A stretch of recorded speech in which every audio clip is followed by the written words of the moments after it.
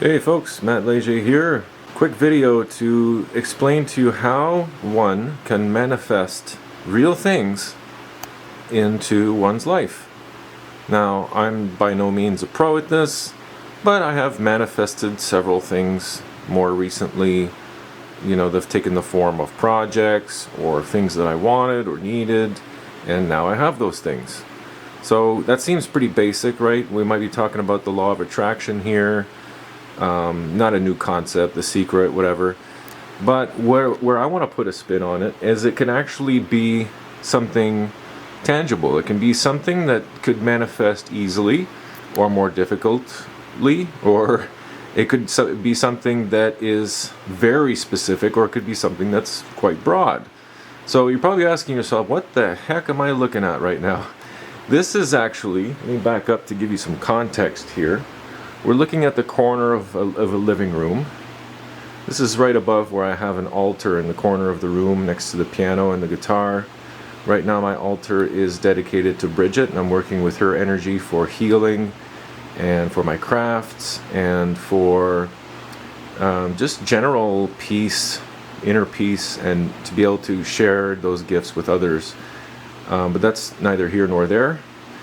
Right behind that is my spear, my lute spear, my staff, my magical staff I made, part of my Halloween costume, which is that Grim Reaper scythe.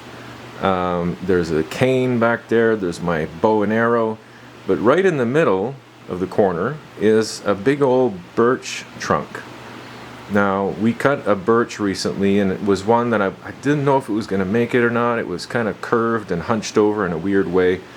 It was actually in the path as well. It was blocking the upper part of the path, so we had to cut it, unfortunately. But it was such beautiful wood that I wanted to keep it and do something with it. So I figured, why don't I just put it in the room? I love bringing raw, natural materials in the home, and it kind of gives, you know, for those of you that haven't seen my office space slash living room slash library slash conservatory slash a whole bunch of other things, I just kind of tidied it up, got rid of some clutter. But this is where I work. This is where I spend a large part of my recreational time. This is where I play music. This is where I take my meetings. This is where I meditate. This is where I play Diablo. But yeah, this is one of my safe spaces. I don't have too many in this world, but this is one of them. I'd say probably in the woods here is another safe space or sacred place.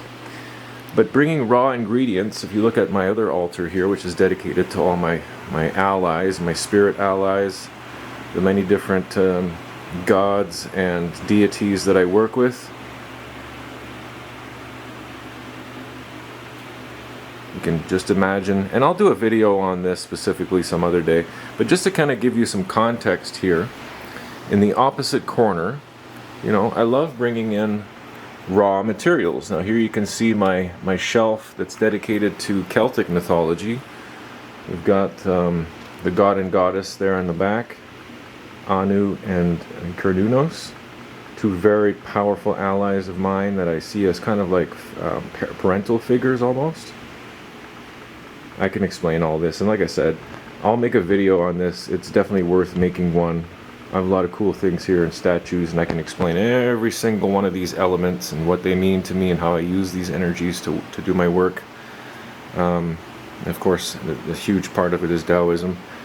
But anyway, my point being is that I love working with raw materials. I'll bring stuff in from various places. That's a piece of bone, two pieces of bark, actually birch and oak, different animal skulls.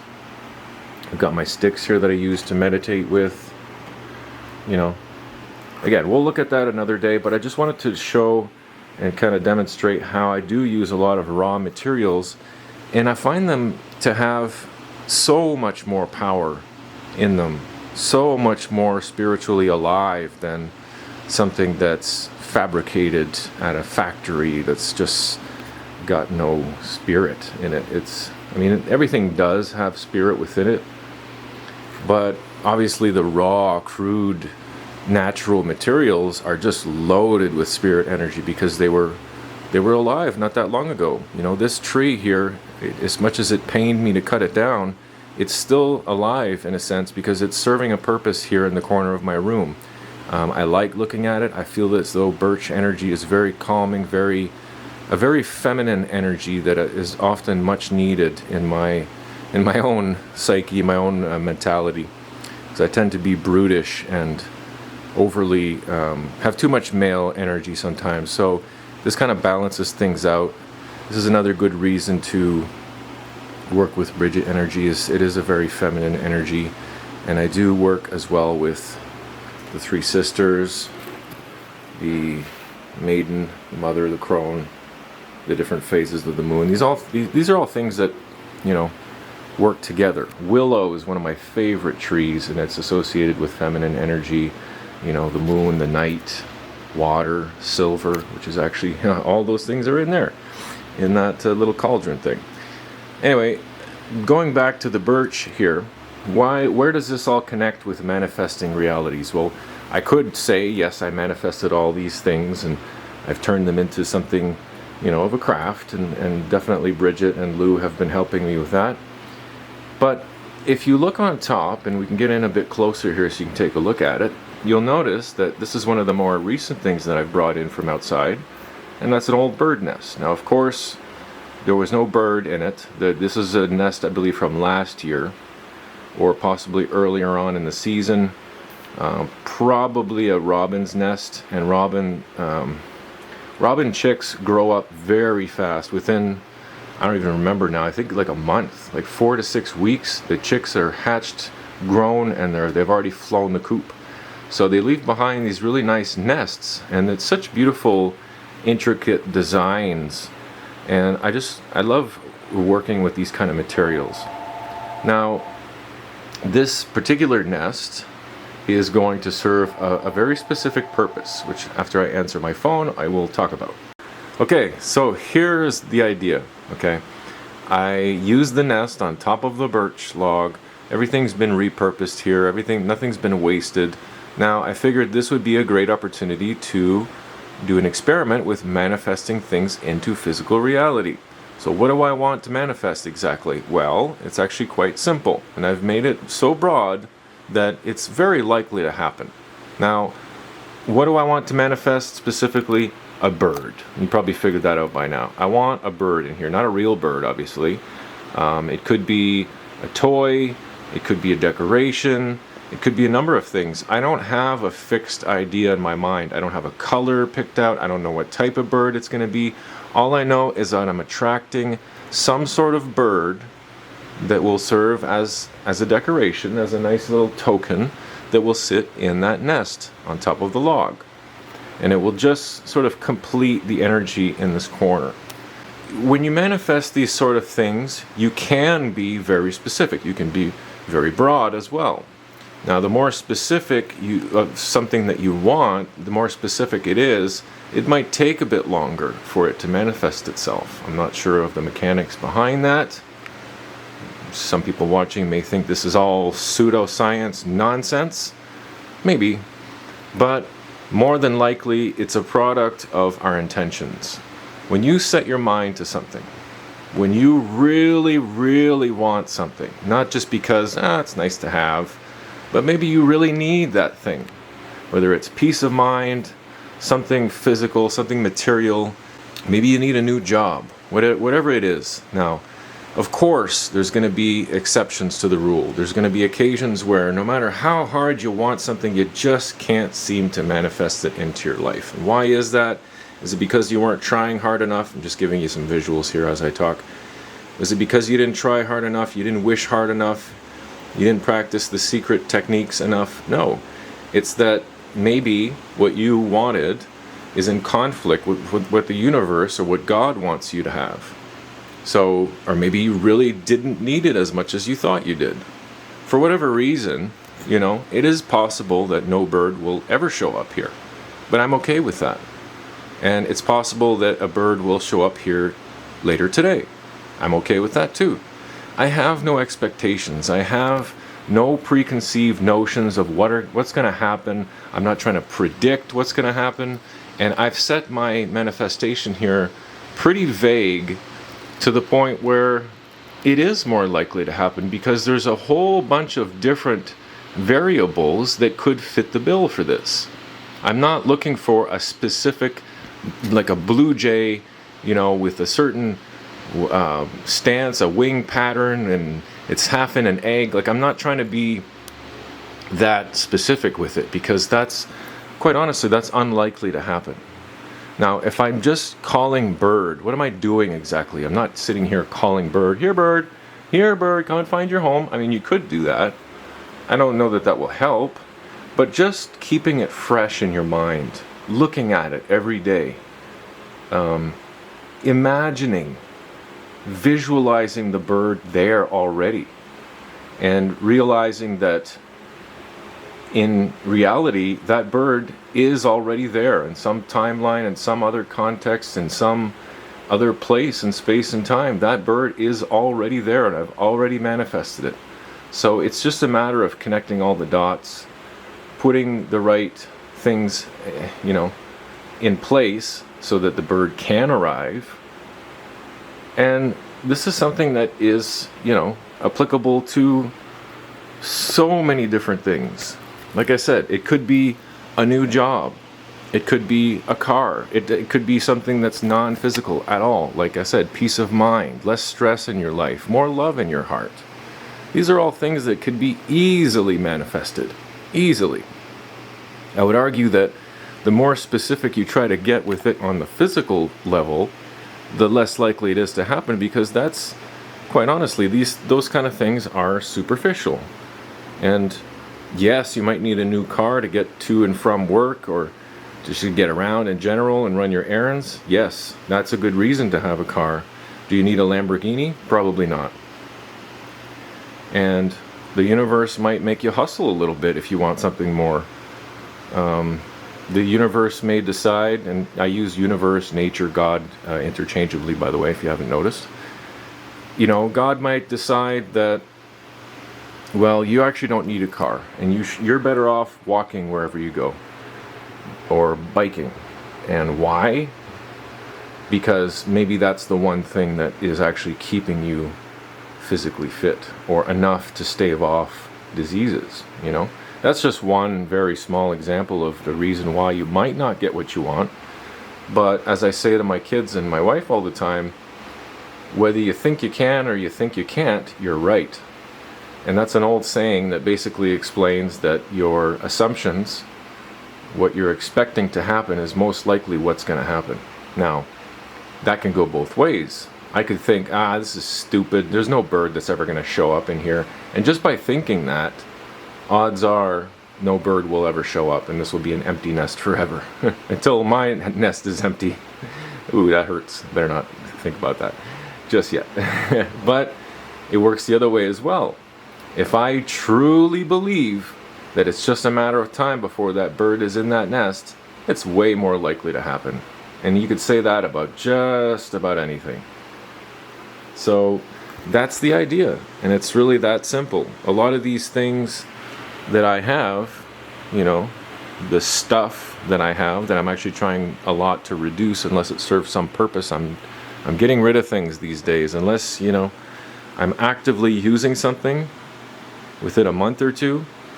I'm probably looking to get rid of it, other than like little decorations and things and toys and stuff like this that I just enjoy looking at, or my V for Vendetta collectibles. My drum, I use that all the time. Every week or two, I'm banging on that drum. Same for the flute, maybe a little bit less with the flute, And then there's a limit, obviously. There's some things like our photo albums, I don't look at those very often, not even once a year probably, but I'm not going to get rid of them. So it's just, all that to say that you really have to believe. You have to know, not even believe, you have to know in your heart of hearts that one day that bird is going to find itself in that nest. It's just a matter of time. There's no two ways about it. If you really, really want to manifest that bird or whatever it is, you cannot take no for an answer. Now, let me give you one more example before I end the video. I did want to make it a quick one, so I don't want to drone on too much here. Forgive the messy nature of my bedroom, but I want to show you something here that is what is a perfect example of what I'm talking about. Now, one of the Celtic god energies, allies, whatever you want to call them, that I work with, and I'm just starting to work with him actually, is Lu. Lu is a sun god. Some would say a trickster god. I don't feel that way in my limited experience working with his energy. Definitely good for truth, oaths, anything to do with the law. And when I say law, you know what I mean. I'm not talking about government anything, or public, or corporate anything. I'm talking about the law with a capital T, capital L, natural law. So these are crafts, the craft, the crow. These are all elements that are related to Lu. Now, as far as I know, the rose, which are different elements you're seeing here, the rose, this is just a decoration, this is not a real rose, the crystal skull, the shell, and then inside, if you can see that or not, there is a black pearl. Okay. Now, in one of my journeys in working with Lu specifically in his crystal castle, I sat with Lu, and he basically told me that I need to gather these 4 items, that I won't have to work too hard, that they will cross my path eventually, and I just have to have my eyes open to see them and then start gathering them.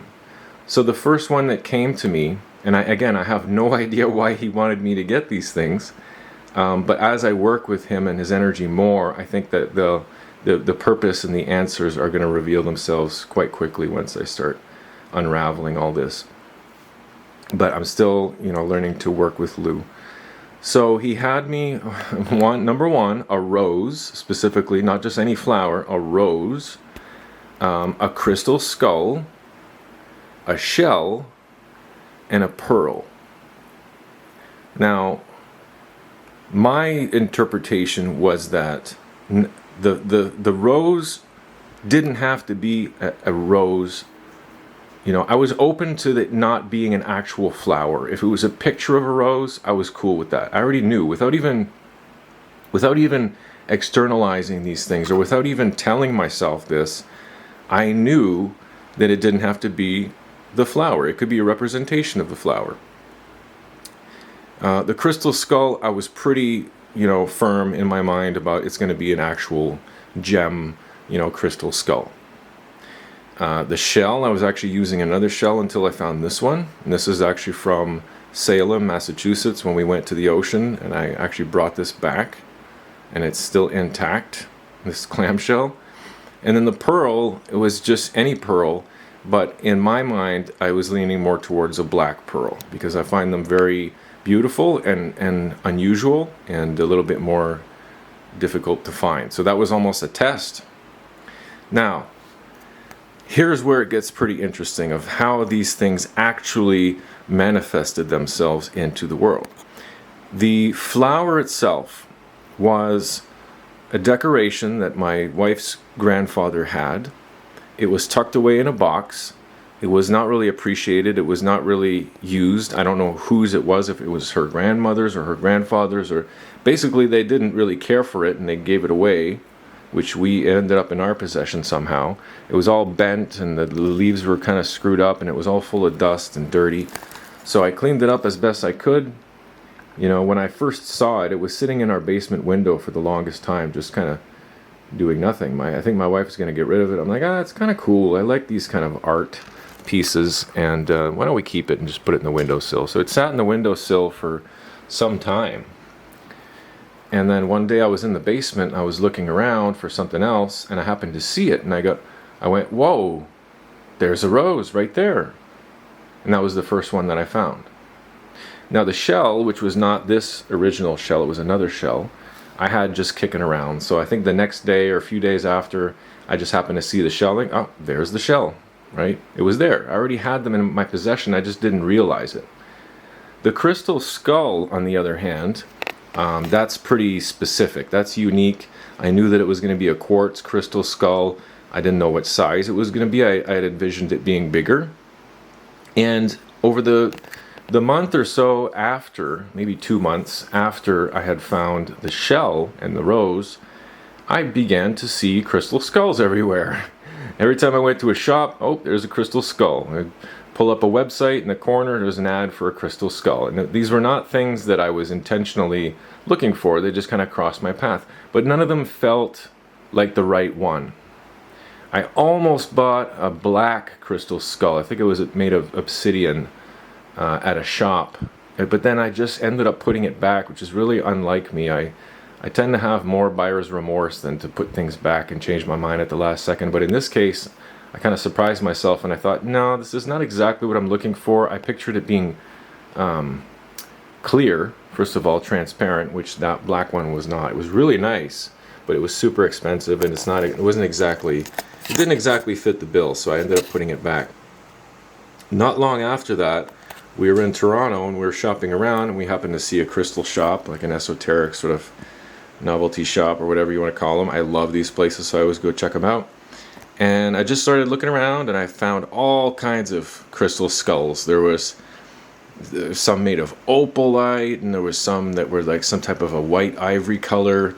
There were some other black ones, and some that were like all really trippy, like iridescent, and almost like an oil slick pattern. Really cool, really nice skulls, but again, super expensive and not exactly what I was looking for.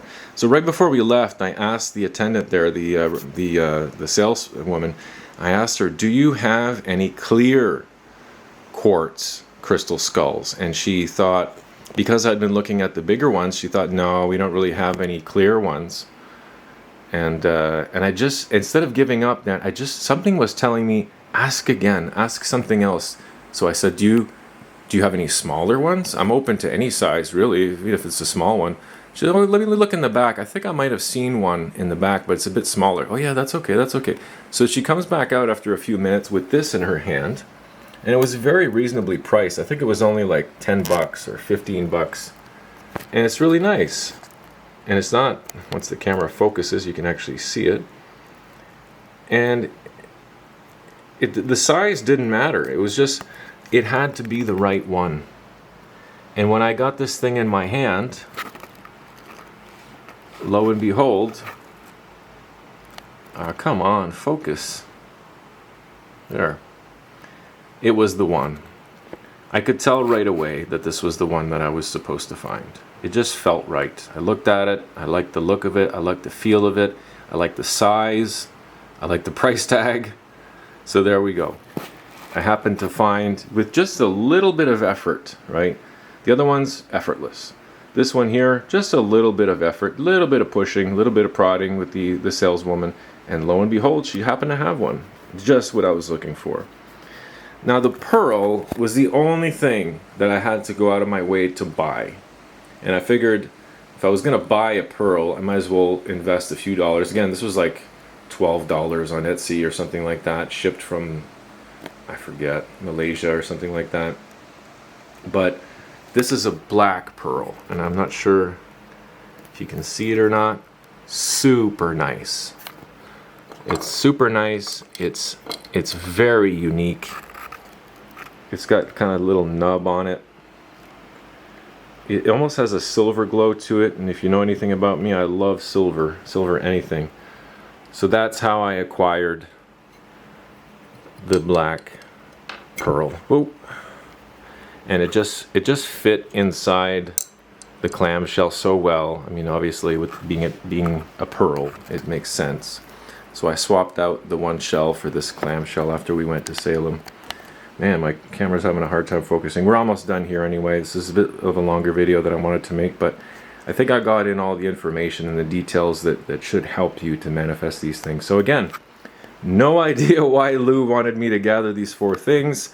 Obviously, I have lots of work to do still with him and his energies, and trying to determine, likely through journeying, through many more journeys probably, to see Lou in his crystal castle, what I'm supposed to do with these things. But, you know, if I sit here and try to figure it out, it's probably not that difficult to figure out. There's probably a connection, and you're probably thinking of some right now too, between all 4 of these objects. I mean, the pearl and the shell, obviously those go together. The crystal skull and the rose, I've seen skulls and roses together before many times on biker apparel or what have you. Those are things that are found quite commonly together, especially in shops and stuff. But all four of them together and how they work together, I'm still not sure. But hey, there it is. There are all four items, and it took me just a few months to gather them. And again, 3 of them were pretty effortless gathering. That just happened to keep your eyes open for something. You know, when we say we're manifesting things, they're not going to fall from the sky into your lap. You're going to have to do a little bit of work to get those things. But it shouldn't be as simple as, you know, going on Amazon and just buying all 4 of those things. I could have done that. I could have easily bought a rose, bought a crystal skull, bought a shell, bought a pearl, all on Amazon, had it delivered within a week. And then I would have, you know, washed my hands of it, and that was that. But this happened almost entirely organically. It happened all by itself, pretty much, for the most part. There's just a little bit of effort put in to help these things materialize.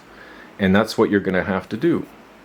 The universe is perfectly willing to give you what you want if you actually need it, and if you're willing to put just a little bit of effort to manifesting those things into reality, which is going to involve your intentions, your reflecting on these things often, and attracting them to you. You can even visualize these objects coming to you in many different forms. Maybe somebody brings them to you.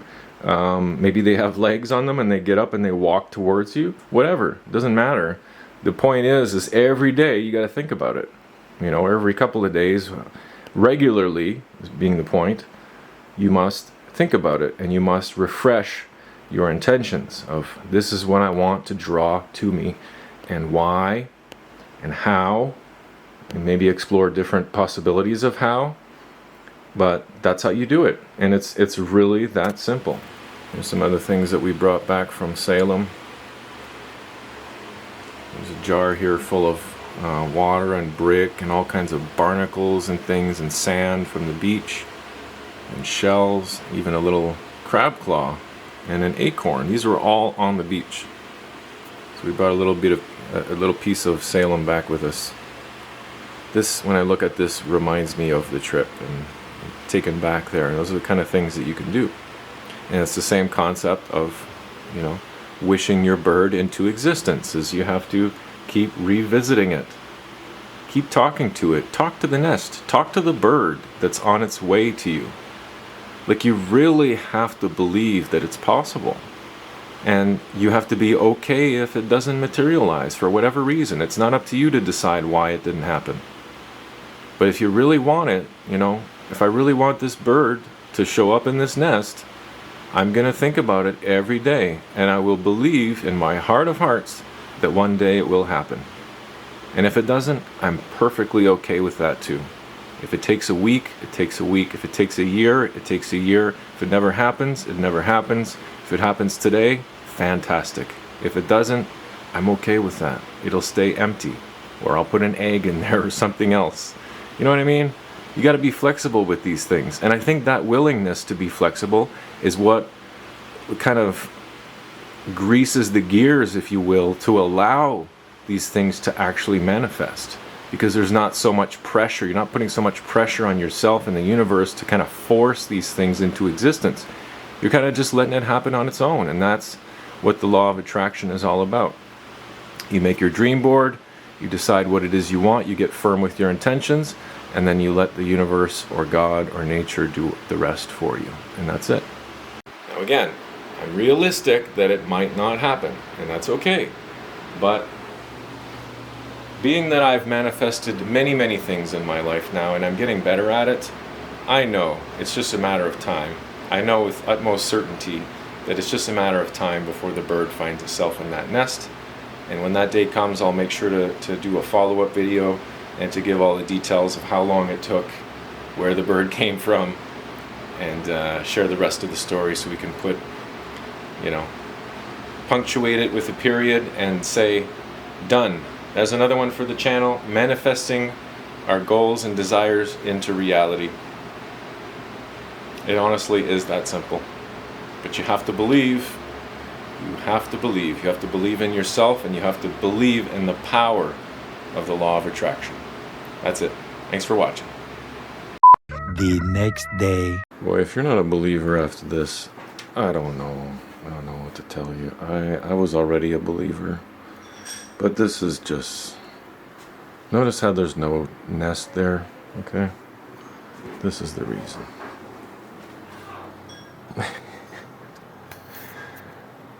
I think I even joked around in the last video, like I don't necessarily want a real bird. I prefer not to take care of a real bird, but the day after I record a video on manifesting things into reality, this poor robin fell out of a nest. The second one actually to fall out of the oak tree underneath our trampoline. First one didn't make it. This was about a week ago, Vince? Yeah, it was. About a week ago, another robin chick fell out of the nest.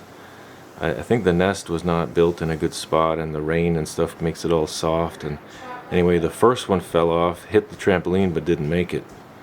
This one today fell, but Vince noticed that it was still alive on the trampoline. Well, he was on it. Probably the trampoline absorbed most of the impact. But, you know, I thought maybe a toy bird of some kind, or a little stuffed animal perhaps, but no, the universe had other things in mind. Alright, he's hungry. The universe is like, you're gonna take care of a real baby robin, and it's in the nest. So it didn't take too long for that nest to be filled with a bird. Not exactly what we had in mind, but that's the way it goes sometimes. Uh-oh. These worms are crazy. Ah, it's crawling everywhere. They're very nutritious, though. Oh, yeah. It's Chippie. It's Chippie. That's the old expression, write your plans in pencil and give God the eraser. You're still hungry? You're good? Lucky for us, we started a worm bin a few months ago, and there's no shortage of worms. Me and Zoe were just like maintaining it. we were just taking care of it. Incredible. I think he's okay now. Yep. That was a good little meal there. Well, he must have fallen, he or she must have fallen 20, 30 feet at least. If the trampoline wasn't there, it would have died for sure. Maybe. Or something would have found it. Yeah, would have got eaten. We have so many snakes right now in our yard. Even one of the cats probably would have munched on it as a snack. Yeah. Can I cover it with a towel? Yeah, luckily they grow really fast, so it won't take them long. Yeah, I know. It's just a couple weeks. Yeah, it's okay. That's the way it goes. So the moral of the story here is, careful what you wish for. You might manifest what you wanted, but it might not be in the form that you expected. And may you all manifest the birds of your dreams.